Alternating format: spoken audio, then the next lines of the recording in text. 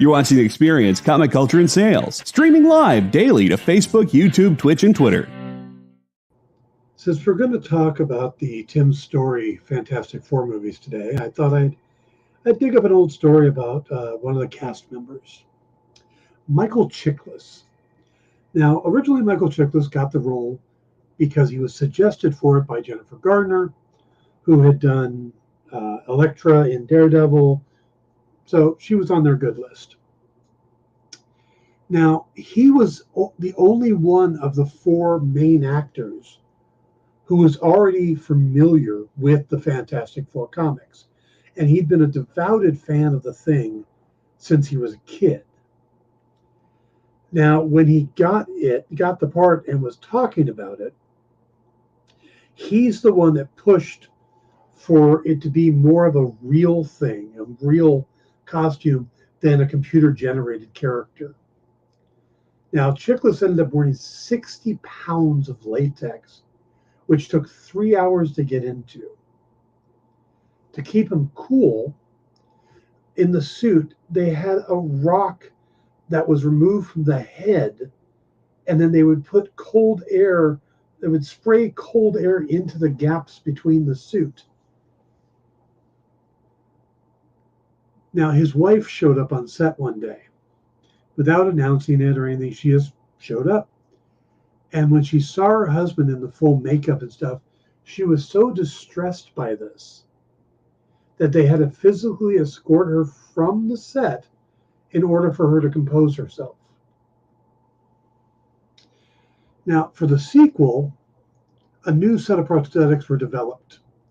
These prosthetics were easier for Chiklis to wear, and they provided better ventilation and could be easily removed in comparison to the previous film, like I said, which took like 6 hours to apply.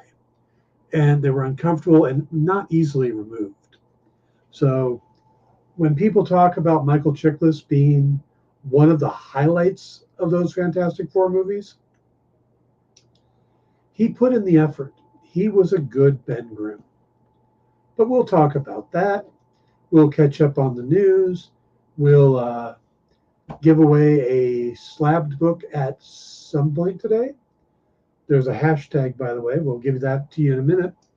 And I got some key collectibles for you. So it's going to be a fun day. Stick around.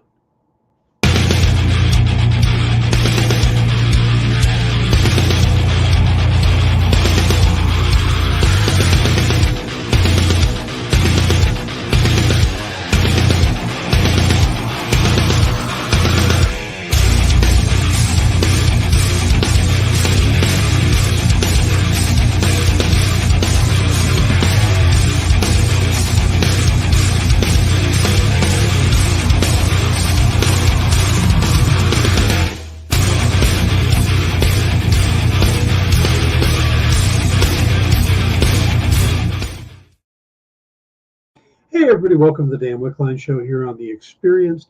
I see a lot of new faces. I wonder if that has to do with the giveaway. Or maybe word is just how fun the show has gotten out there. So I see we've got Triple B's here as always. Good to see you, B. Mr. Easy Go Lucky, Clayton J, and Roman Comics, or Ragman Comics, excuse me. Good to see you guys. Welcome to the show. We do a lot of different things here. For the newcomers, I'm a comic book writer. I've been a writer for 25 some odd years. Hey, Ed, good to see you. I've written for Image, for Zenoscope, Avatar, Dynamite. I've written for a lot of different companies. I've worked on Vampirella novels, and this is some of the stuff I've done.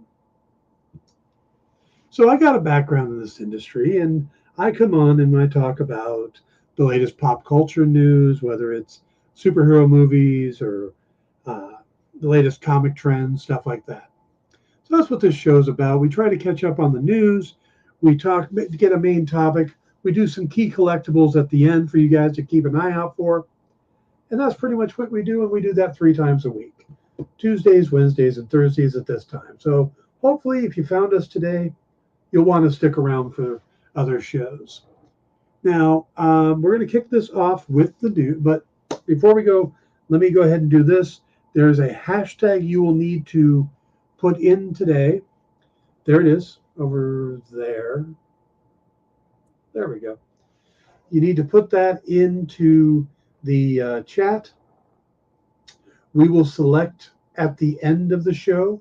We'll also tell you what the slab is at the end of the show.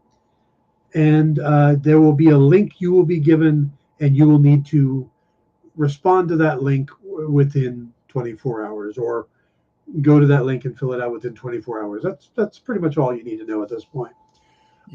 But let's go Just ahead. please, I'm real sorry. quick, Yes. please make sure that it's all capitalized exactly how it looks on screen. Yeah, exactly how it looks. Hey, Slipknot. Actually, we're going to talk about that. Slip. That is one of the news things we're covering today. So we'll get to that in just a second. Hey, Randy. Oh, man, we got lots of people today. All right. And while you're all here, Lisa Noble, hello. Please hit that like and subscribe buttons, at least the like button. I'd appreciate it. All right. Let's get to the news. And we are going to get to Slip's question, but I think that's the second one in. First, this has been bouncing around on the web.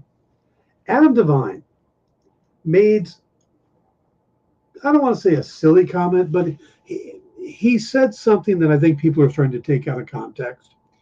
Adam said that he thinks that superhero movies have ruined comedies.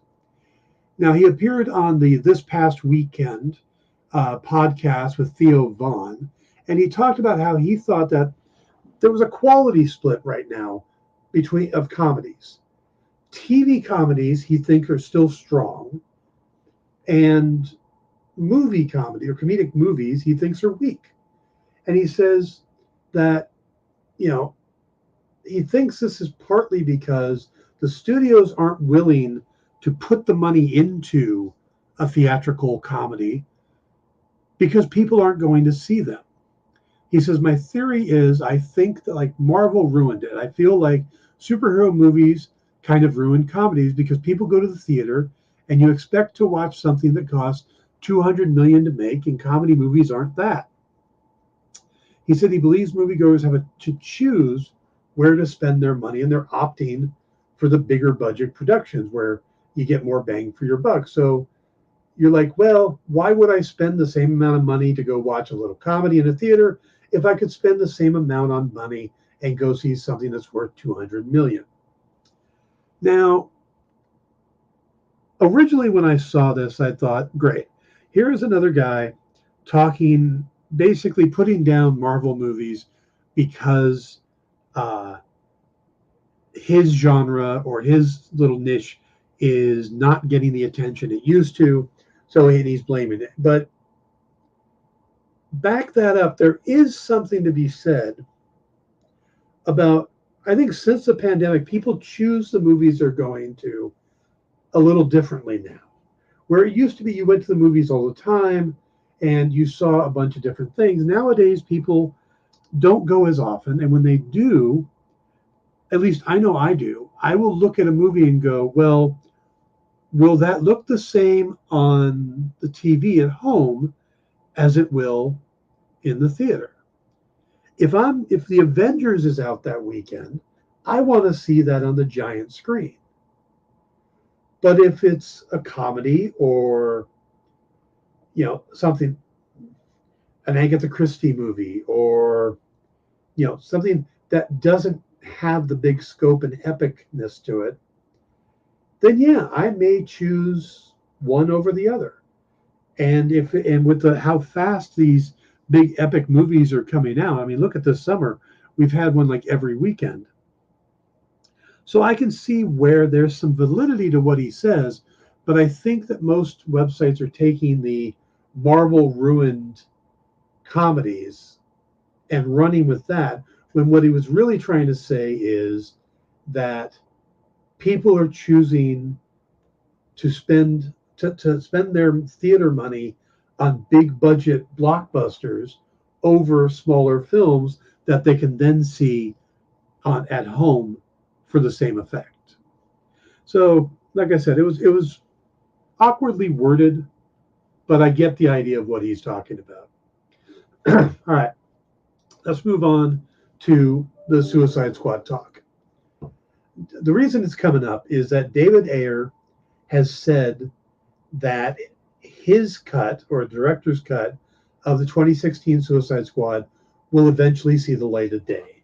Now, the filmmaker has been open about disliking the final cut that DC released. And, he posted to social media that DC co-head James Gunn told him his cut of the film would have its time to be shared. Now, he went on to say there's genuine curiosity and interest from a lot of people, and I'm aware that there's another group of people that have fun mocking the film. Have you ever had an experience in life that didn't end the way you wanted it to, that dragged you, that made you rethink everything? I have, he continued.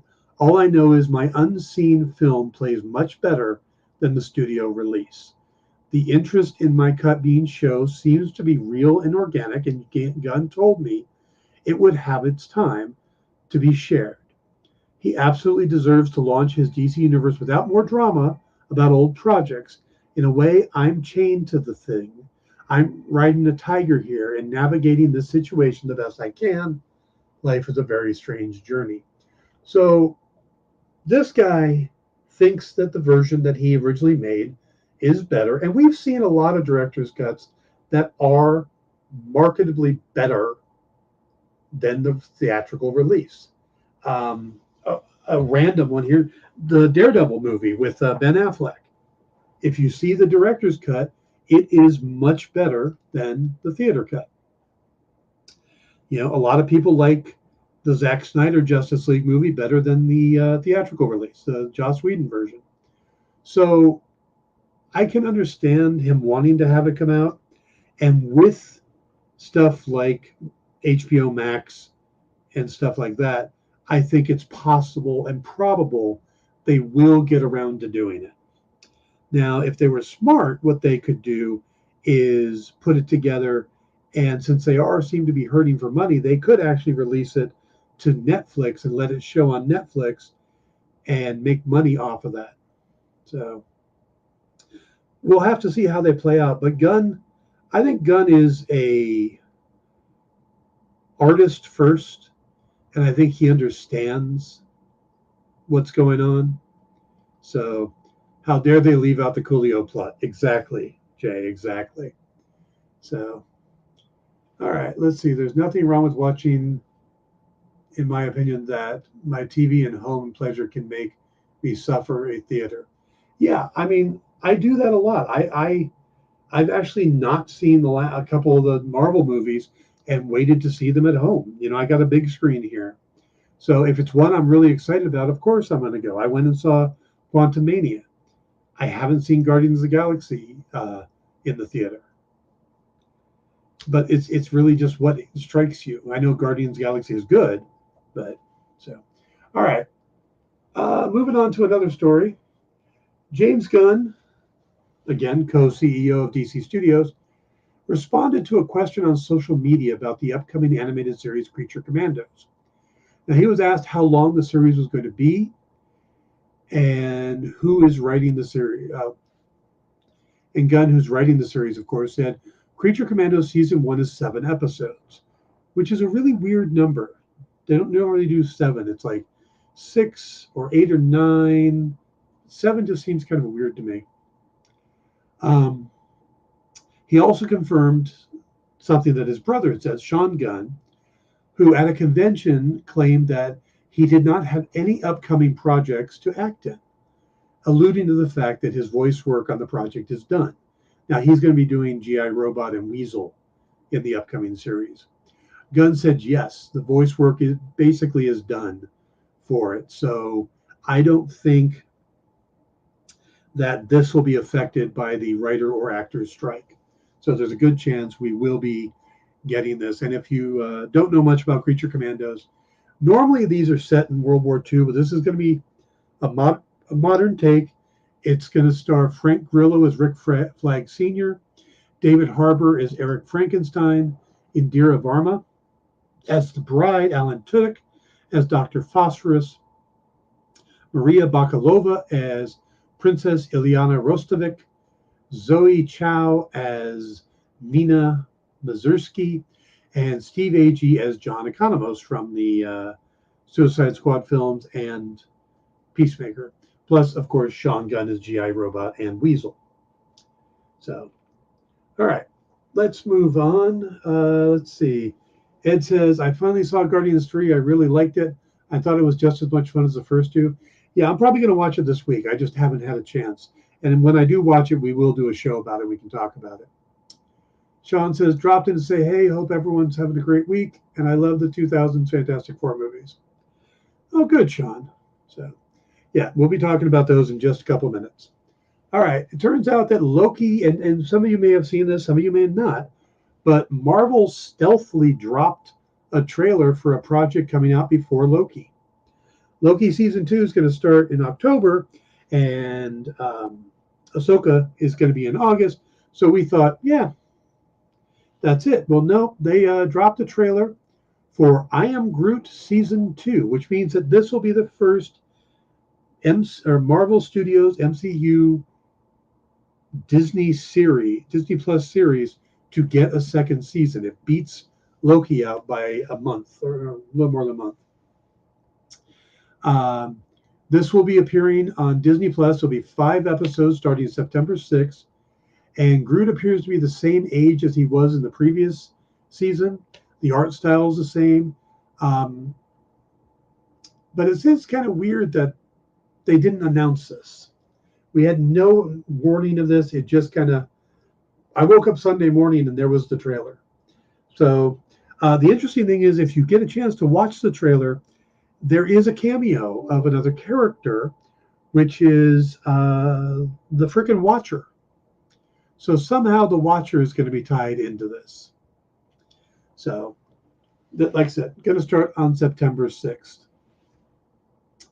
We got some more news. You guys know who Jay Oliva is? He's a storyboard artist and a filmmaker. He's worked on a bunch of the DC animated movies. Well, he was talking to Inverse about the Batman movie.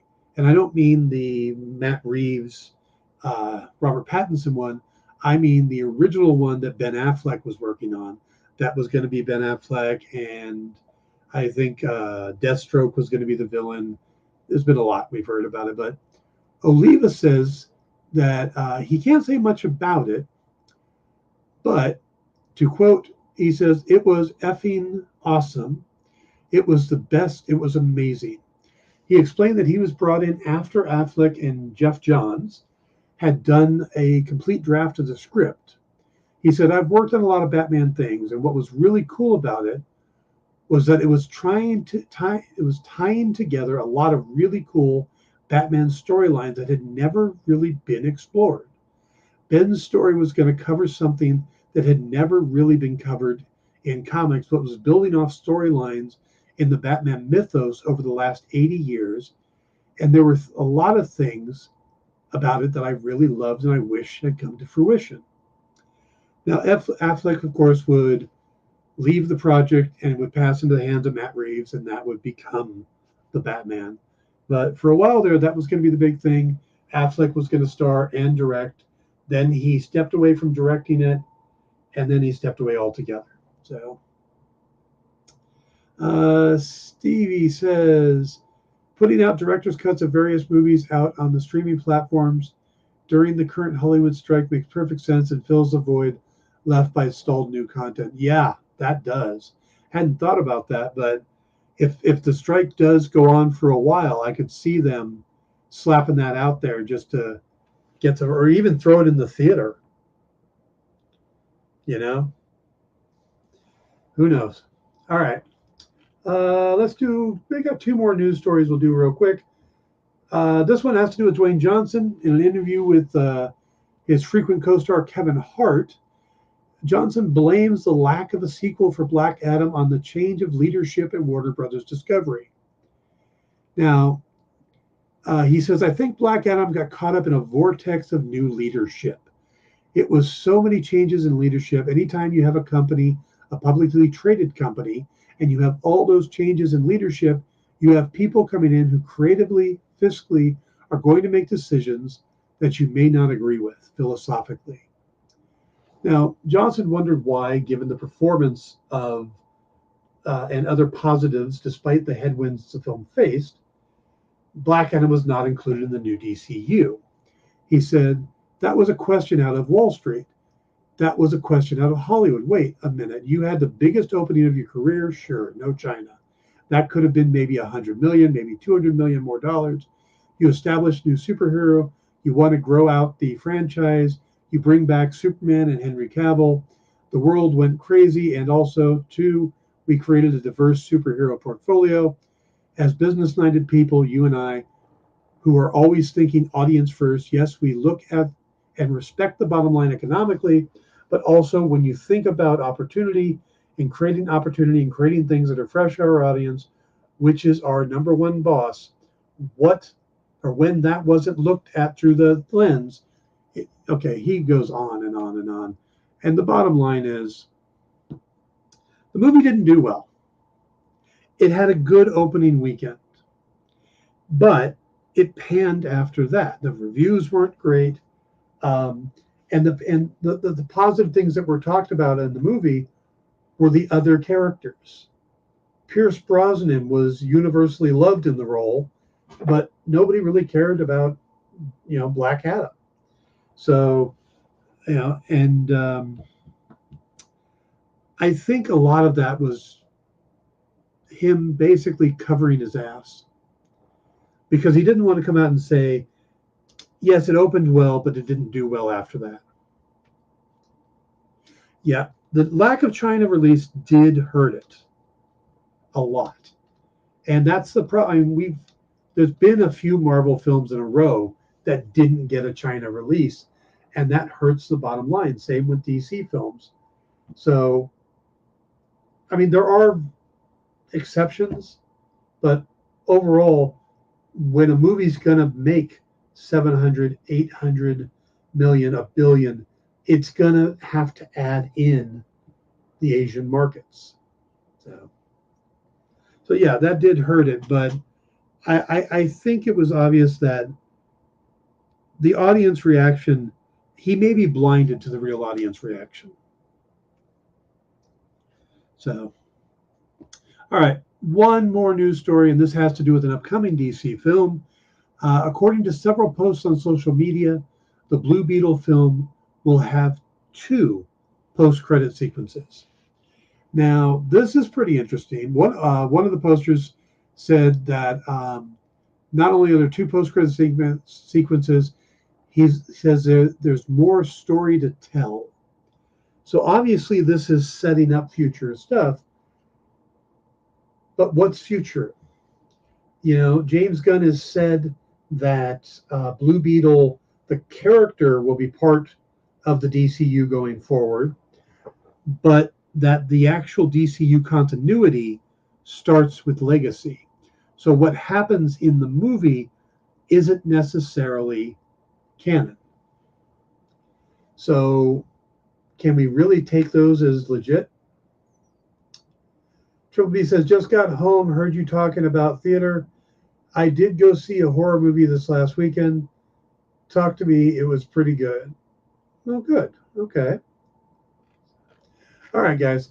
We're going to take a quick break. Please remember to put in the hashtag to win the free slab, all caps, just like it is right there.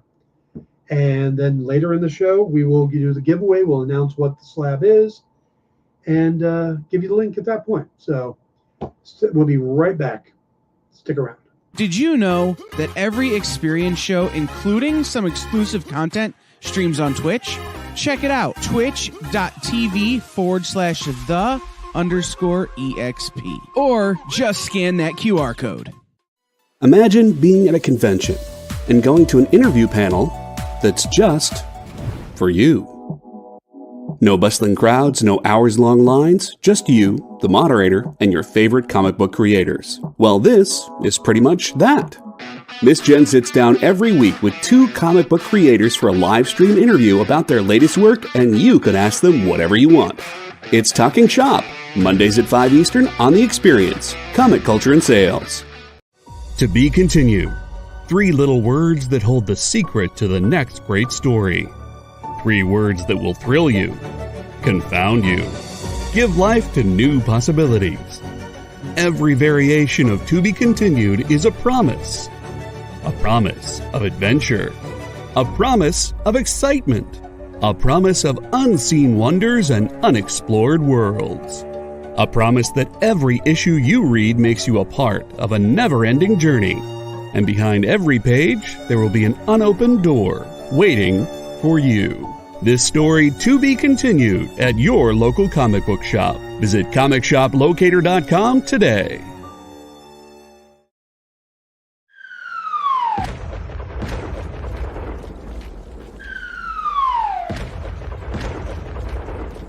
The Experience celebrates 2,000 subscriptions with 20, that's right, 20 CGC slab giveaways.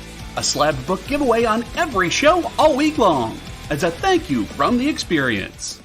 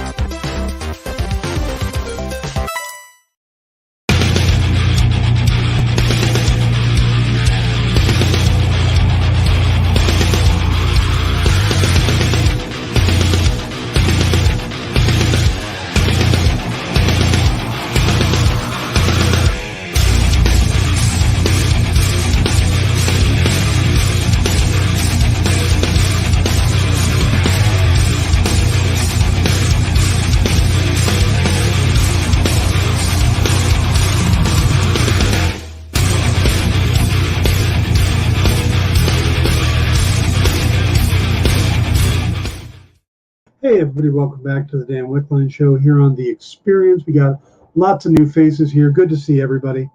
If I don't get a chance to say your name and hello personally, I appreciate you guys being here, and please hit the thumbs up button, the like, the subscribe, all those things. Daniel Aslan says, I did go to see Guardians of the Galaxy 3. Rocket should have been roadkill. It was a 6.5 out of 10 to me.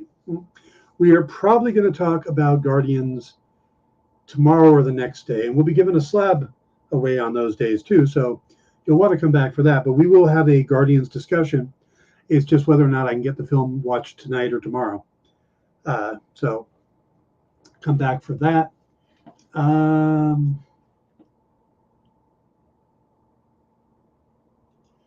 Okay, also, by the way, if you have already won a slab from us, you can't win again. That's the one caveat. So, but again, I appreciate you all being here. Bar Lord, good name. Clayton says he enjoyed it. So, all right, let's talk about the 2005 Fantastic Four and 2007 Fantastic Four: Rise of the Silver Surfer. The films, I sat down and I watched them last night. Well, I watched the first one last night, the second one this morning. And the reason I did is there's been a lot of talk about the Fantastic Four lately. I mean, just an absolute ton. All the casting announcements, and, you know, this person's going to be Reed Richards. No, that person is. This is Sue Storm. This is, you know, oh, no, they're not going to be Sue Storm because of, you know, the money wasn't right. And the bottom line is nobody really knows. There's rumors, but rumors go all over the place.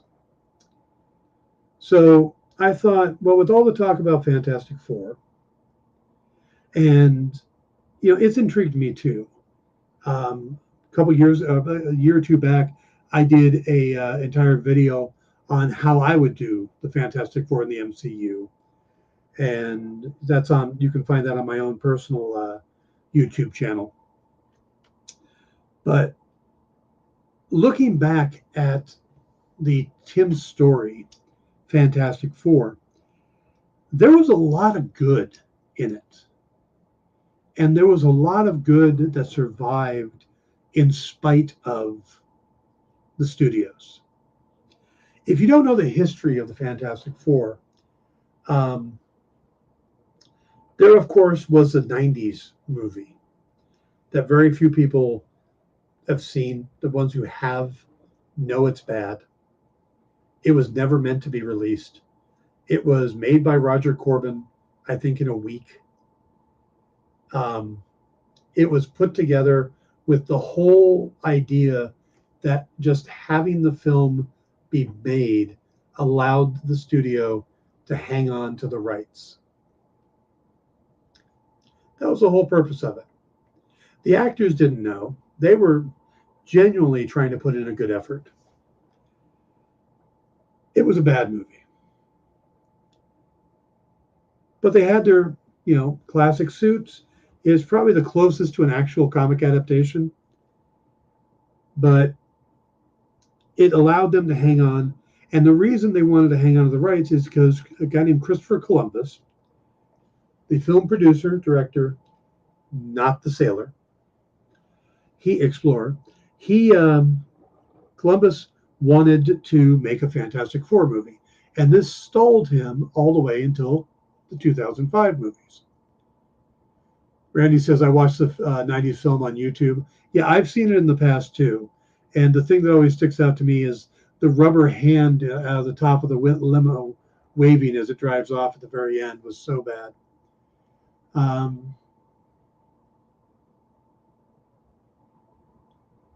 But it had Jay Underwood from Not Quite Human in it. Okay. Anyway, so when Columbus finally got around to it, he had ideas of what he wanted to do. But the problem is his ideas were still from the 90s. So when they picked Tim Story to direct it, they picked him because of his comedy chops, because he was a comedy director, because Christopher Columbus wanted to make a comedy. And they had gone out to a lot of different actors, George Clooney, Hugh Jackman, just a ton of different actors to play Reed Richards. And yeah, they actually went after Hugh Jackman, even though he was playing Wolverine.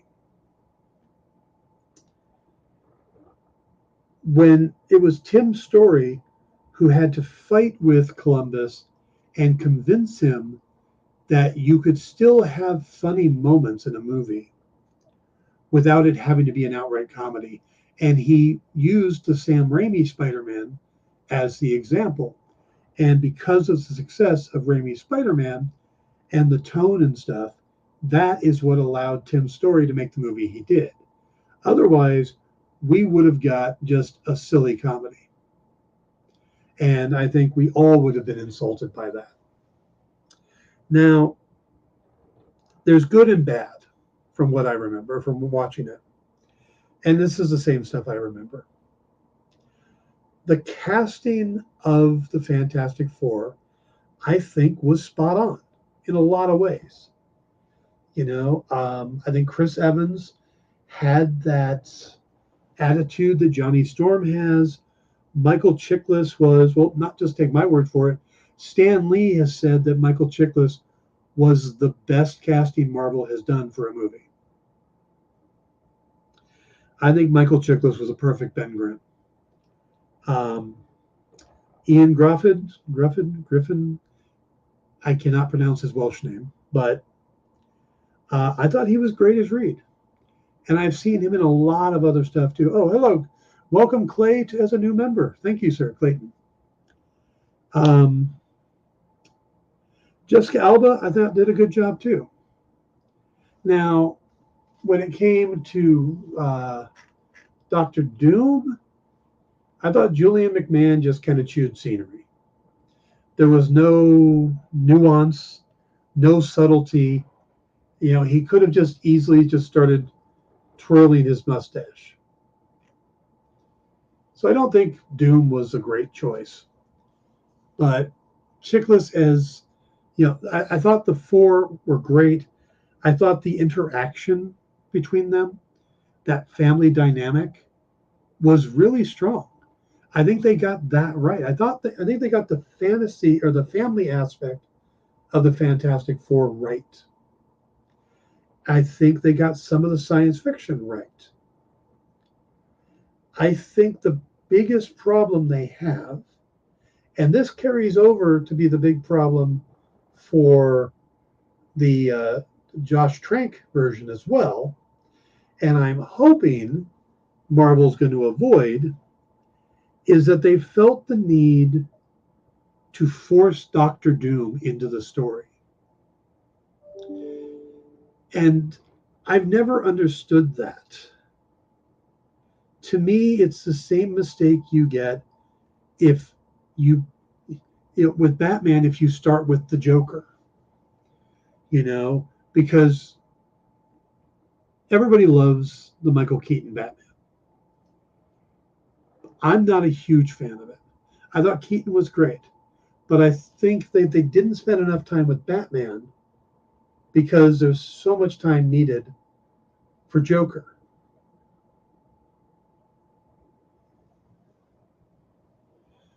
Great content. Thank you. Oh, well, thank you, Clayton. That's very nice of you. So I think that Joker's always a second movie villain or a third movie villain. Christopher Nolan got it right. I think Matt Reeves got it right by focusing on a smaller villain. So someone who doesn't need as much explanation or as much screen time, that to me is a better way to go. And I think that's the problem we have here. Dr. Doom A is a big character. They mention that he's from Latveria like once in the movie, and then we get a tie-in at the end that he's on a ship back to Latveria, and that's all they did with the fact that he's the ruler of a European country. That's pretty big to me. What are your thoughts on superhero movies and the costume choices versus original adaptations from the books? I am a fan of superhero movies as overall. I think there's some good, some bad. When it comes to the costumes, I think there's some practicality to it. Now, we're seeing more and more authentic costumes coming to play, and that's because the audience has been brought along. So when X-Men came out, the original X-Men movie, and they wore all the black suits with the trim, I think that was kind of necessary at that point because it was such a foreign concept. Spider-Man was big enough, we could put him in the spider costume, Batman, Superman, but the smaller characters, I could see them choosing to lower it down. But once Spider-Man and Batman and these became bigger hits, it became easier for the studios to do more authentic costumes. But at the same time, you got to remember that some of the costumes in the comics aren't going to look good in reality. A skin-tight spandex suit on Hugh Jackman may not be as flattering as we think it might be. So I think the studios do a really good job where they can. I think the Deadpool costume has been fantastic. I think the Moon Knight costume. Moon Knight one, they changed quite a bit, but I think they changed it for story. And it kind of grew on me. I didn't like it at first, but it grew on me. I'm talking about the actual Moon Knight costume, not the Mr. Knight costume. So I think some folks disagree on Jackman and spandex. That's fine. I won't knock you for that. So yeah, I think as long as they try to get as close as possible, but there's still a fact it has to be utilitarian, it has to be usable, has to look good on film. So, but Marvel definitely seems to be trying their hardest to get as close as possible. So, all right, so let's talk about the Fantastic Four costumes in this movie. It wasn't the classic costumes. And this was still an era that there hadn't been a lot of superhero movies. So I get why they changed it.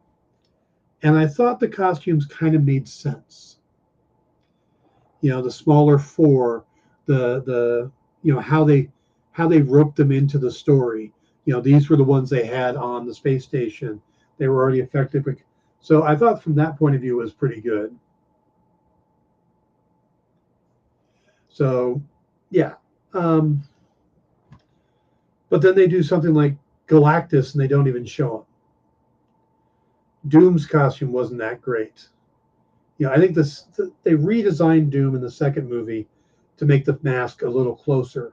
But I think they did great with the Fantastic Four and failed with the villains. Little known fact, when it came to originally Galactus was going to speak in the second movie, and Lawrence Fishburne was hired to voice Galactus. He was going to, be the big booming voice, and that's who you get to be somebody like Galactus. The problem was that a decision later was made to make him mute, that we never actually hear from him, and they had Fishburne under contract, so they went, well, why don't we just slide you over and let you voice Silver Surfer, which originally was going to be Doug Jones. So Doug Jones was going to be the voice of Silver Surfer as well as the body. And like in Hellboy, they ended up getting someone else to voice it. Though in Hellboy 2, they did just let him do it. So I think it would have been fine to have Doug Jones do the voice. But that's how we ended up with Lawrence Fishburne voicing Silver Surfer. So that's where I see the problem is. I think if Marvel wanted to sit down and look at these films, you look at the interaction with the characters, the family aspect. You could tone Johnny down just a little. He was a little over the top. But overall, I think they got all of that right. Like that silly little montage scene in the first one where they're like, Reed's trying to shave and stretching for toilet paper, and Johnny puts whipped cream on Ben's hand and tries to make him slap himself in the face. That was fun. Those were things that I think worked. What didn't work for me was, again, they tried to shoehorn Dr. Doom's origin in with the rest of the family, thereby making it, so less time you have to have him. Well, I don't think that really worked. They should have taken a smaller villain, maybe the Mole Man, did what Jack and Stan did, and then brought Doom in number 2. But they felt necessary to rush to Doom, and then they tried to squeeze him back into the sequel. If you're already dealing with Galactus and the Silver Surfer, do you need a Doom subplot?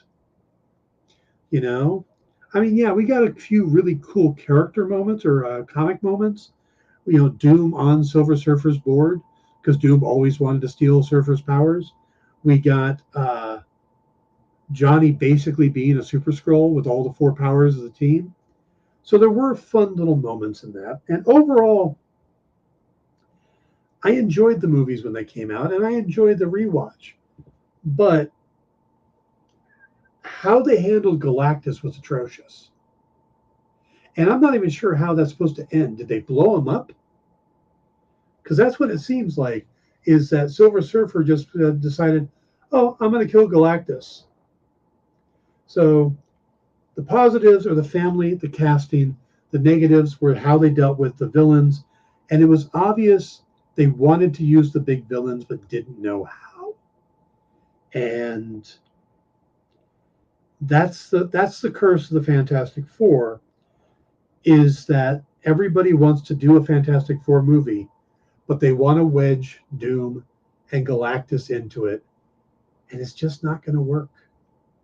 So, all right, guys, we're going to take another break, and when we come back, I got some key collectibles, and we'll show you the slab and all that stuff. So we'll be right back. Comic Collectibles is a pretty straightforward show. You got Rex here, he sells the comics, and you got Rocket Robbie, he knows about the comics. And finally, John, Well, no one really knows what John does. I mean, don't get me wrong, he's a great guy, but he just keeps showing up. Come to think of it, I don't even really know how he gets in here. Anyway, awesome comics, rare books, rarer signatures, slabbed books, and amazing cover sketches by Ken Hazer and others. Simple formula, you want the comics, you buy the comics. To sum up, Rex sells the comics, Robbie knows the comics, and John, who might possibly be a ghost. I mean, seriously, has anyone ever seen him show up or leave?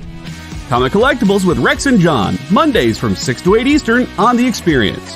Comic Culture and Sales.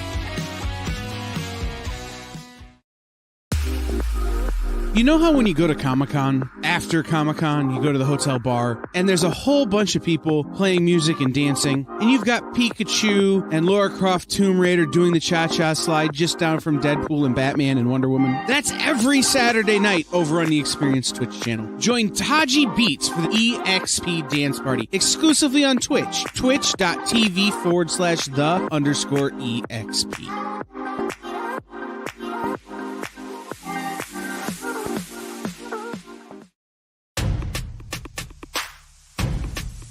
Go follow The Experience on TikTok at @the_EXP1 or scan the QR code on the screen. Our TikTok is like everywhere else we are, except you only have to deal with us for a minute. Seems like a win-win to me.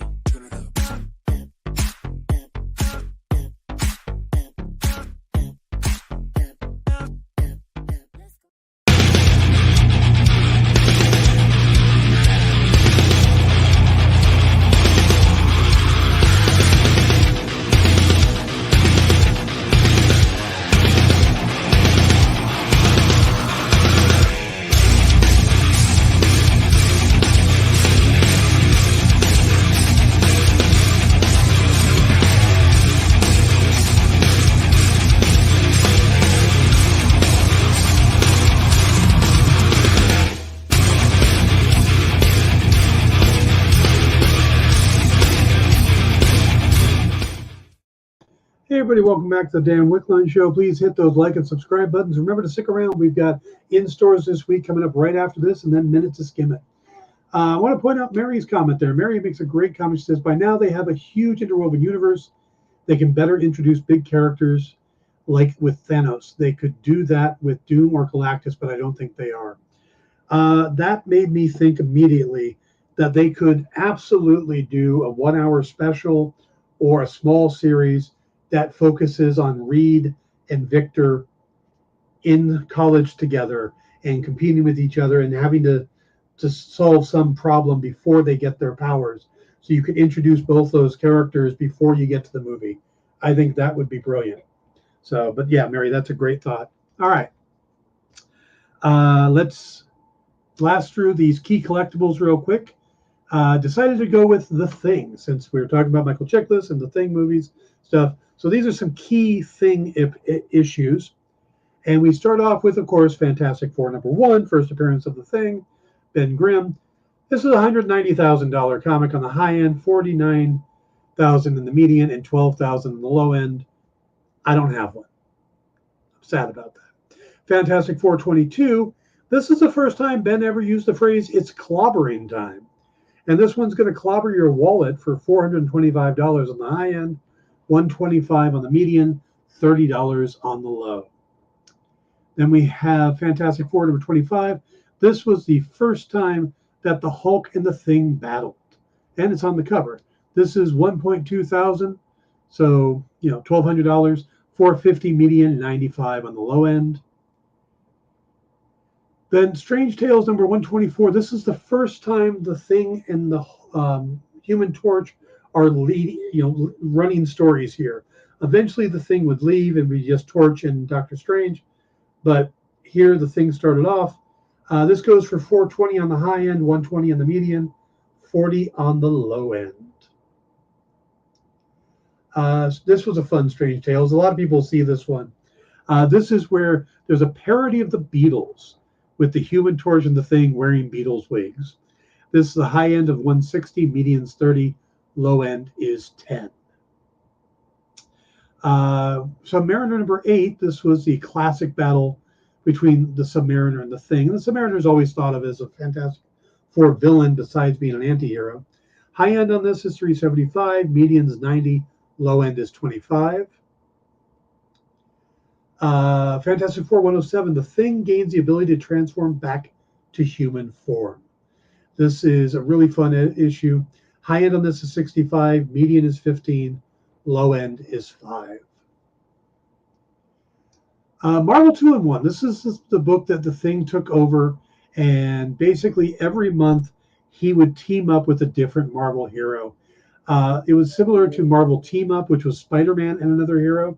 It was a chance for Marvel to introduce and raise the profile of other characters. I think Stingray, the aquatic hero, was in this one time.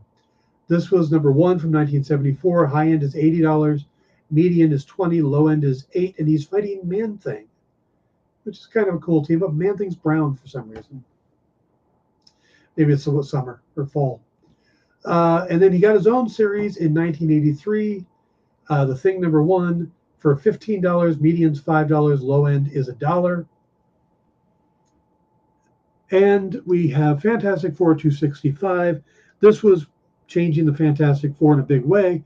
The Thing quits the Fantastic Four, replaced by She-Hulk.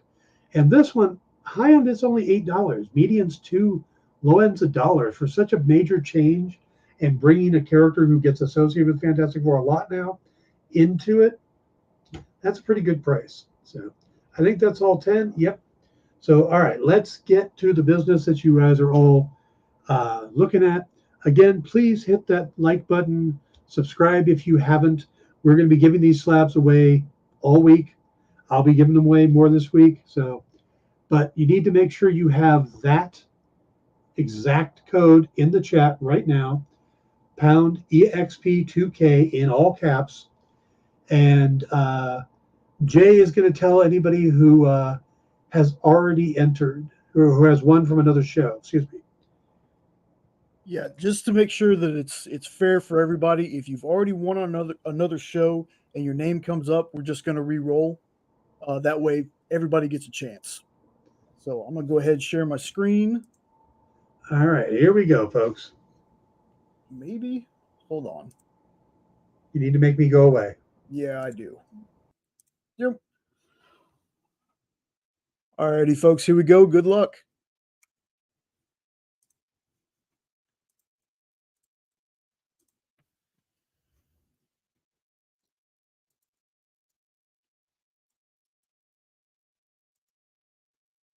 Oh, wow. Ed Weird. Eddie. My man. Congratulations. And Jay, tell him what he's won. You have won, good sir, as soon as I can find it. Doctor Strange, Volume 6, Number 1, 9.8. And Ed, give me just a second. I'm going to put in a special link. Please fill that out within 24 hours so we can get you your book, boss. And it's this link right here that should be popping up right now. All right, guys. Thank you all.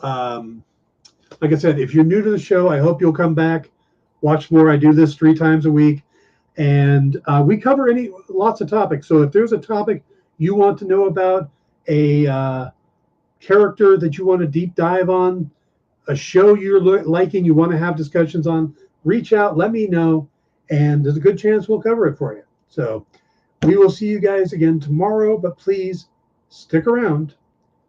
In stores this week is coming up next. See you later. See you in a minute. Join the party.